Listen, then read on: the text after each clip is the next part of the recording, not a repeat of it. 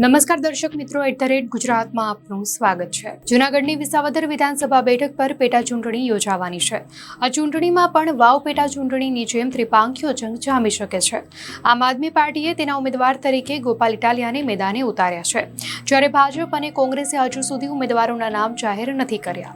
ચૂંટણી પહેલા જ ગોપાલ ઇટાલિયાએ ચૂંટણી પ્રચાર પ્રસારના શ્રી ગણેશ પણ કરી દીધા છે। તેવામાં આ પાર્ટીના ઉમેદવાર ગોપાલ ઇટાલિયાનું ખેડૂતો માટે એક મોટું નિવેદન સામે આવ્યું છે। તેમણે કહ્યું છે કે ધરતીપુત્રોને વિધાનસભામાં સન્માનિત કરવા જોઈએ।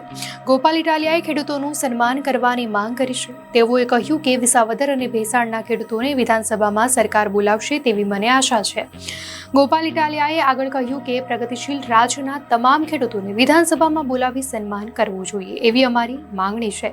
વધુમાં તેમણે કહ્યું કે કલાકારોનું વિધાનસભામાં સન્માન કરાય તો રાજ્યના ખેડૂતોનું કેમ નહીં। નોંધનીય છે કે ગોપાલ ઇટાલિયાના નિવેદન બાદ અનેક ચર્ચાઓએ જોર પકડ્યું છે। કેટલાક લોકો એવું કહી રહ્યા છે કે વિસાવદરની પેટા ચૂંટણી આવવાની હોવાથી અને આ પાર્ટીના ઉમેદવાર હોવાથી ગોપાલ ઇટાલિયાને હવે ખેડૂતોની ચિંતા થવા લાગી છે। ખેડૂતો યાદ આવ્યા છે તો કેટલાક લોકોએ ગોપાલ ઇટાલિયાની વાતનું સમર્થન કર્યું છે।